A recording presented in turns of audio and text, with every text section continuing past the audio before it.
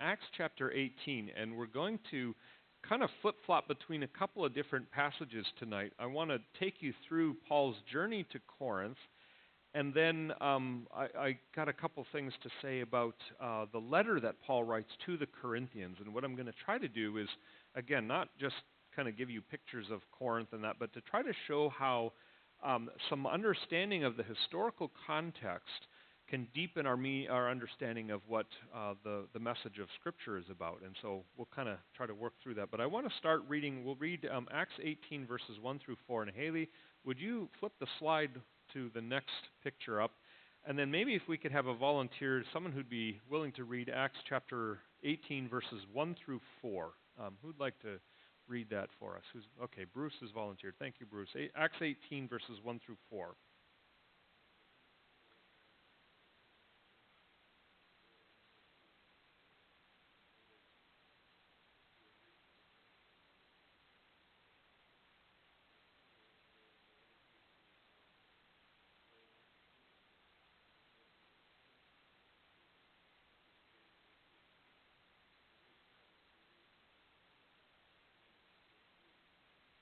All right, thank you, Bruce. So the picture that you see is a snapshot of the highway that connects Athens to Corinth. It's about a 45-mile, maybe 50-mile trip. It's not that long, at least by car. It was about an hour car ride, but it probably would have taken Paul about a week to make that trip from Athens to Corinth. It's a beautiful trip. I mean, it's right along the coastline there, and you'll see why in a minute. And you know, the oceans or the Gulf of Corinth or the Aegean Sea is all right out there in front of you, and then there's hills and kind of not mountains exactly, but pretty good-sized foothills on the other side. So it's a beautiful little trip along from Athens to Corinth. Paul would have ridden a donkey most likely on the way on that journey from Athens to Corinth. He gets there, and as was his usual custom, then he spends time in the synagogue reasoning with the Jews and the Greeks. But you'll notice that also this is where Paul picks up his tent-making ministry. Now, Corinth, nearby was a major military soldier barracks or army base of some kind, and so there was that necessitated a need for a lot of tents. If you're in the army, you need tents for the army, and so Paul was in a place where there was a lot of demand for his skill. But the other thing, this is what our tour guide told us, was that actually there were a lot of these feasts and festivals that had to do with worshiping the pagan deities.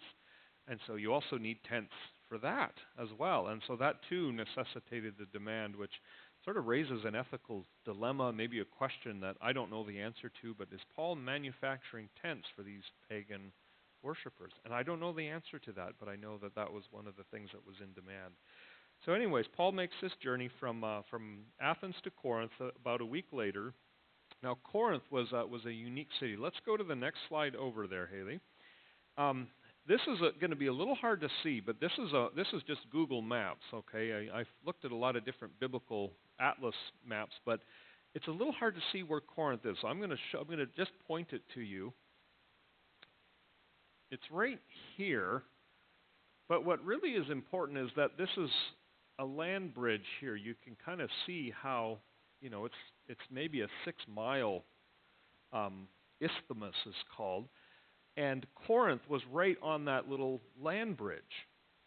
Now, the reason that's so relevant and so important in our understanding of the city of Corinth is that this Corinth became a major kind of cultural or commercial hub for the first century world. Here's why.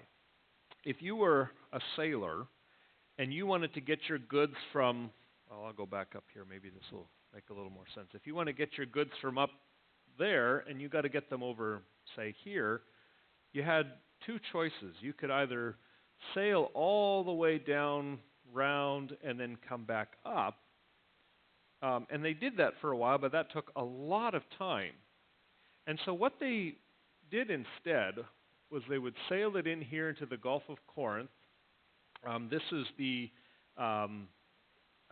Ionian Sea, and then this is the Aegean. I think I have it right. It might be flip-flop. But anyways, what they would do is they would come in here, and they would pull into harbor there in Corinth.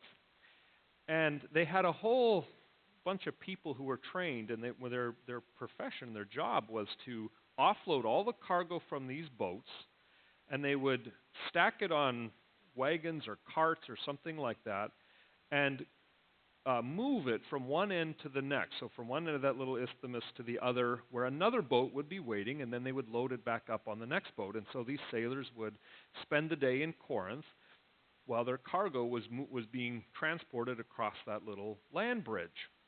And then a day later or so, then the next day they could set sail and continue their journey.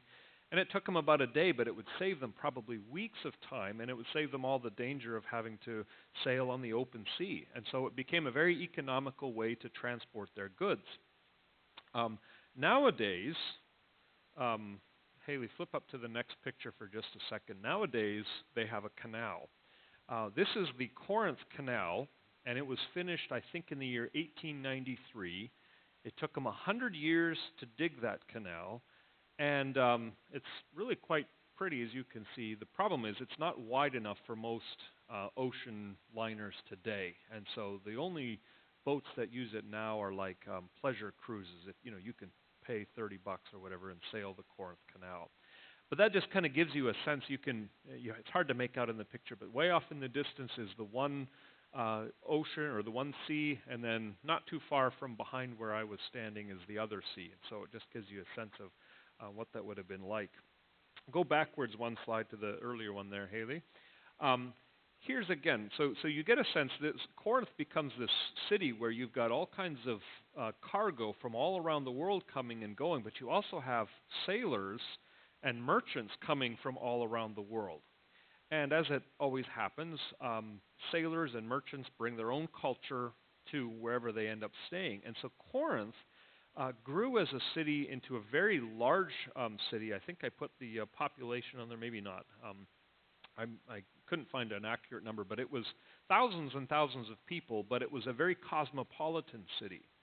You had all kinds of cultures represented, but along with that you also had all kinds of immorality that came with it. You had worship of all kinds of different gods from around the world. You also had a lot of sexual immorality that sometimes accompanied sailors and soldiers that went along with it. And so when you read through the letter to the Corinthians, Paul is really spending a lot of time talking about the dangers of sexual immorality, about getting drunk, about worshiping all kinds of other deities. He talks about food offered to pagan deities and pagan gods. All of those things were because that was all going on in Corinth, because Corinth was this major cosmopolitan city. So Paul comes into Corinth knowing that it's going to be a very immoral city. And when he gets there, hey, they go to now we've got to go 2 slides up. So this is, I put on the title, maybe that wasn't the best title because I put Corinth as Paul saw it. Paul would have seen it a little more fixed up than what you're seeing in the picture there. But this is the city of Corinth as we see it today, where Paul would have been. And you can see in the one picture there's that really large arch. And that was like the gateway into the city, and then there was a kind of a major road going down from there. And then all of those the ruins on the picture on the top right there were, different, kind of like what you saw last week when I showed you the picture of the marketplace in Athens, where you get all these little booths set up. The same thing in Corinth. There was like a whole marketplace, and you could actually see this. It's kind of like a long row that maybe would have stretched from, here to maybe about halfway through the parking lot.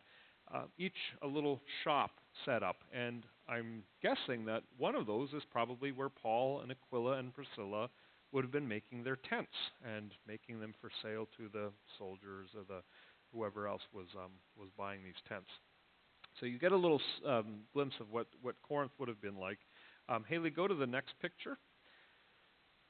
This is it's a little hard to make out, but in about the center part of that picture, there's a bath. It's like a kind of it's a dugout portion, and so if you were a Corinthian, one of the things that you would do, like many Greek people in the day, you'd go down and you'd go to the local baths for socializing and cleaning and whatever else you do at baths, I guess. But anyway, that's kind of the leftover ruins of the Corinthian bath. Now, let's go to the next slide, and now go back to Acts chapter 18, and we're going to jump ahead a few verses to about verse 9. And it's on the screen, but maybe it'd still be better to have somebody read it. And I want to just read through verse 17. This summarizes Paul's experience in Corinth, and then I'll say a little bit more about what happened. So if someone wants to read Acts 18, verses 9 through 17, if someone would be willing to do that. All right. Dad, go ahead.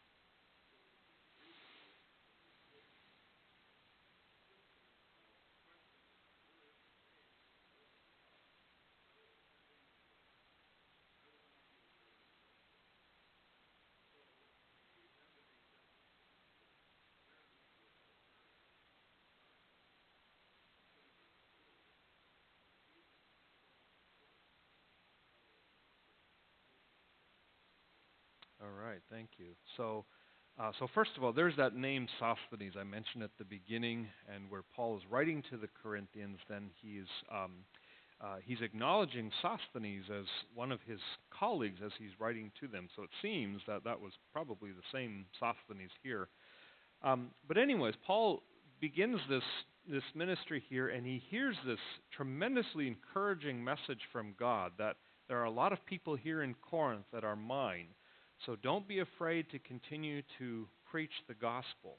And I can only imagine how that must have strengthened and encouraged Paul in his ministry there.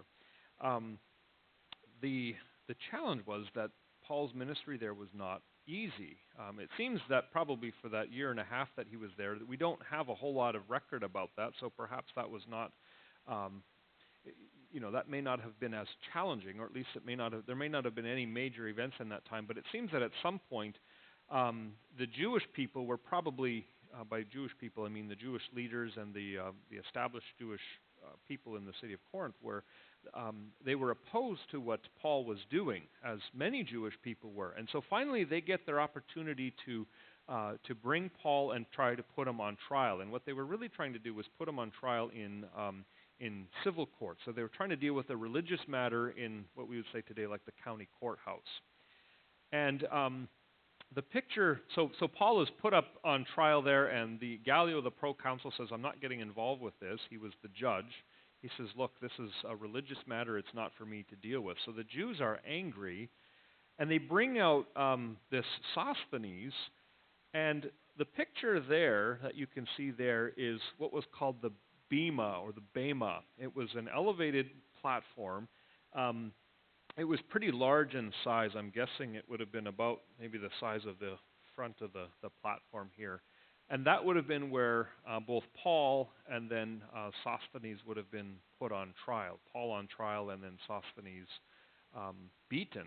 And right on that little stone sidewalk there is probably where Sosthenes was beaten. Now, you can't read or really make out what it says, but that square stone face there is a monument that was put up many centuries after Paul, but it has the words of 2 Corinthians on it. We do not lose heart, because though inwardly we're wasting away, outwardly we're wasting away, inwardly we're being renewed day by day. And so the picture here of Corinth is of Paul's ministry coming under great attack, and he's facing all kinds of hostility, and yet there's this experience of trusting in God and trusting that He will accomplish His purposes, and that was Paul's experience there. We can go one more slide, Haley, and then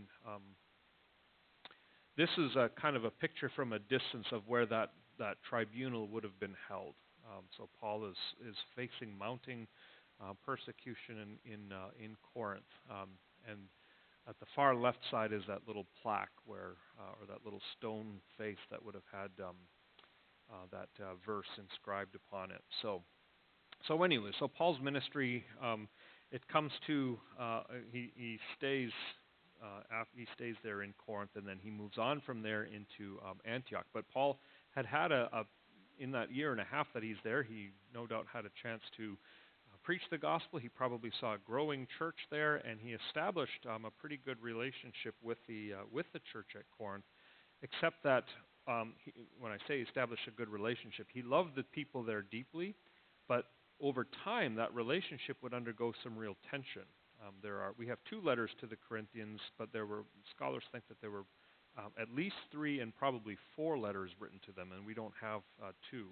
One of them Paul refers to as his letter of tears, which is it seems like a way of saying that Paul had to rebuke them very harshly, and it grieved his heart to do that. But they were getting into that worldly behavior again, and so Paul had to speak very harshly to them. But then we read that it seems that the Corinthians came around and they repented, and Paul was grateful for that. So we don't have 2 of those letters, which would be wonderful someday to maybe be able to read those, but we don't have them yet. We only have, I think we have what are considered to be the 2nd and 4th, but I'm not 100% sure on that. Anyways, okay. What I want to do now is, so that's kind of a little history of Paul's time in Corinth. Now what I want to do is touch on 2 themes that are sort of bigger picture themes that Paul develops in his letter to the Corinthians, and I want to just kind of give you some background on it. So Haley, go to the next slide.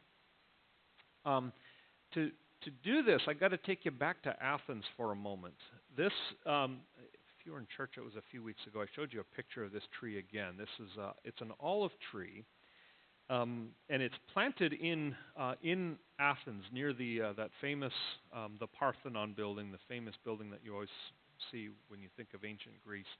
But I didn't tell you the full story about that olive tree because it's a little longer than I had time for a couple weeks ago. Here's the story that to me was just fascinating, and I learned this because we kind of got a little close to one of the tour groups, and we were able to overhear what the tour guide was saying. So the city of Athens was, at first when it was not a named city, there was, the legend goes, that the Greek gods decided to have a contest to see who could become the patron deity of the city of Athens. Now, it wasn't called Athens yet, but they have this city, and so they decided to come up with this contest.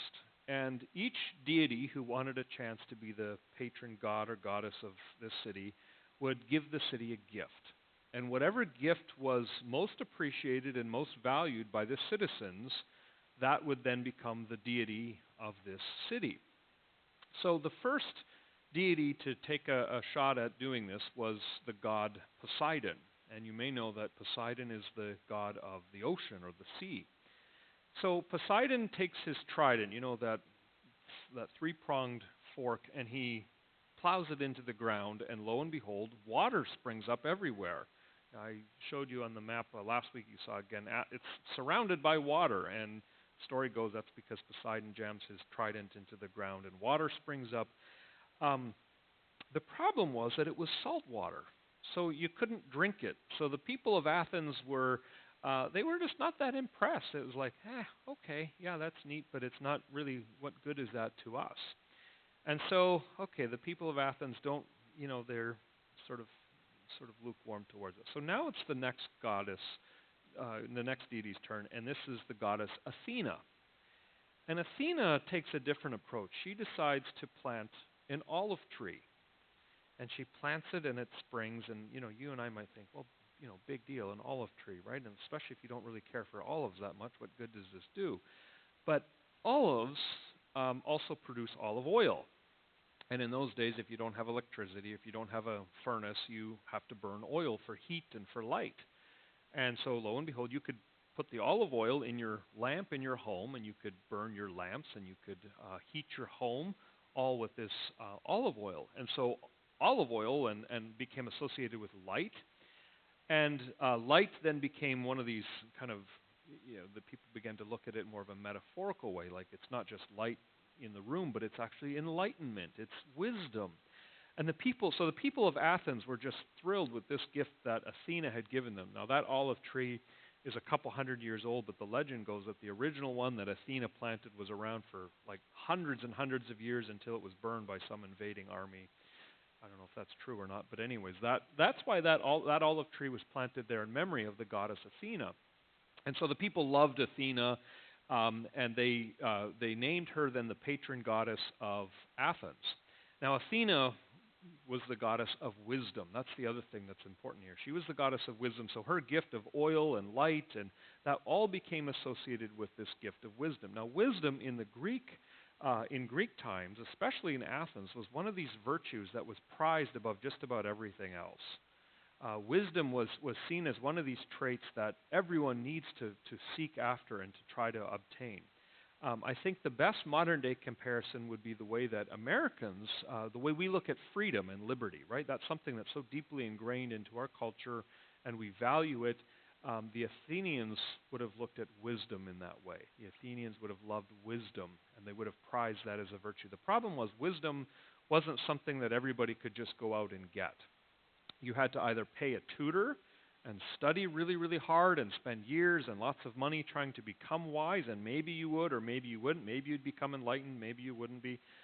Or wisdom was something kind of reserved for the real elite group of people, like only the high upper class people, because only they could afford the tutors and only they could spend the time studying and debating and discussing. Everyone else had jobs to do. They had to go to work. So wisdom was seen as something of the elite group of people, and it was seen as something that most people in their lifetime didn't really obtain much of it.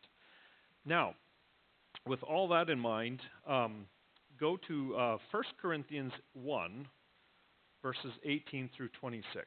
And while you're turning there, just keep in mind that Corinth is it's that very cosmopolitan city. You've got people from all over. It's one of the places in the ancient world where they're trying to keep up with all the trends and all the cultural virtues, including and especially wisdom. Right? Corinth is 45 miles from the epicenter of wisdom, and so in 1 Corinthians chapter 1, in verses 18 through 26, I'll read this one, and I'm reading it from the ESV, so it'll be a little different from your Bible.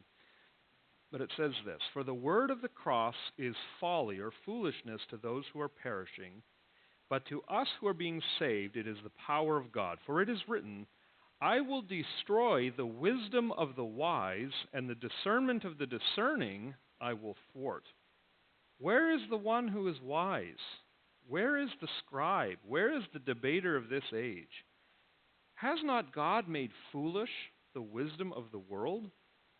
For since in the wisdom of God the world did not know God through wisdom, it pleased God through the folly of what we preach to save those who believe. For Jews demand signs and Greeks seek wisdom, but we preach Christ crucified, a stumbling block to the Jews and folly to the Gentiles, but to those who are called, both Jew and Greeks, Christ, the power of God and the wisdom of God. For the foolishness of God is wiser than men, and the weakness of God is stronger than men." That picture on the left, hey, go one more screen over. Sorry, I should have had you move over there. That little square box is it's called a bema, and it's just a little speaker's platform. That is where Socrates himself stood, on top of that little box. And that's where he made his final speech, actually. At least that's what scholars think. And he had to drink the hemlock poisoning because apparently his wisdom or his ideas were too foreign or too challenging to the people, and so he was put to death. I put that up there because Socrates and Plato and Aristotle and all the philosophers who came after, and Athens had many, many, many of them, they represent, of course, the wisdom of the world. And along comes Paul to these Corinthians who would have admired probably people like Socrates and Plato, Aristotle, and all the wisdom of the world. And he says, you know what? The wisdom of God is so different from the wisdom that this world prizes and holds so near and dear. Right? The wisdom of God is not about working your way up and becoming elite and powerful. The wisdom of God is about God entering this world and going to a cross to die for the sins of his people. That was something so foreign to what anyone would have expected gods to do. Right? Gods are supposed to be powerful. They're supposed to be mighty. They're not supposed to be dying on a cross. And yet Paul says the wisdom of God is foolishness to those who are lost, but to those who are being saved, it is their salvation. See, so Paul's taking this whole idea of wisdom and he's turning it completely on its head. He's showing how the wisdom, biblical wisdom, is nothing like the wisdom of this world. One more thing, one more little cultural background thing. And to do that, turn to, I think it'd be 2 Corinthians this time. 2 Corinthians, and it's chapter 4,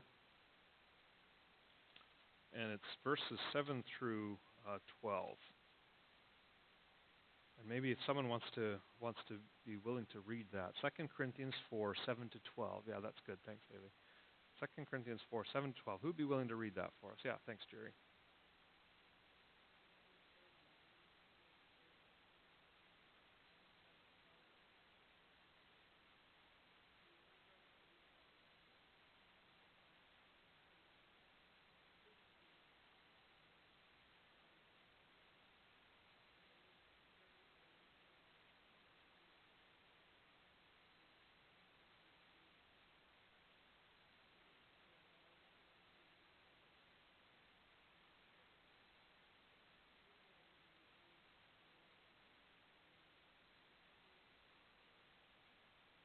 All right, thanks, Jerry. So, first of all, you hear, of course, Paul speaking about what true strength is, right? He's going through all this adversity and suffering and hardship, and yet he says, look, God is renewing us day by day. But it's that first little line that I want to just focus on for a minute where Paul says, we have this treasure in jars of clay.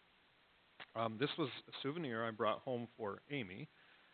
It's Corinthian pottery. It turns out that the city of Corinth was world famous for pottery, for jars of clay. And it was really ornate, this isn't super ornate, it's nice, but it's not, it's pretty small. But the pottery was like this. It had gold sort of emblazoned on it. You can look at pictures. If you go online, you can see pictures of some of the original kinds of pottery that they've even recovered today. But it seems that the soil in Corinth was just right for making really good and beautiful pottery. So Corinth was famous the world over for fine pottery and for these beautiful clay pots that they would export to the ends of the earth at the time. And so Paul comes along, and I put them there. They're both ornamental and utilitarian, which means they were both very pretty to look at and beautiful, but they were also used for many everyday purposes. So Paul comes along, and flip to the last slide there, Haley. Paul comes along, and he takes that idea, and he uses that to explain to the Corinthians. He's speaking their language, right? The Corinthians knew probably many in the church, or some in the church were involved in making pottery, and Paul says, we are the pottery. We are the treasure. We are the jars of clay that God places his treasure in. Now, I used to always read that verse to kind of think that, we're nothing but a bunch of chipped old cracked pots that are not that special and not that valuable. I haven't done a ton of reading or research on this yet, but I'm starting to think differently about that. I think what Paul is actually saying here is that we are like these precious and valuable clay pots that God has put his gospel into. We become the vessel that holds the treasure of the gospel.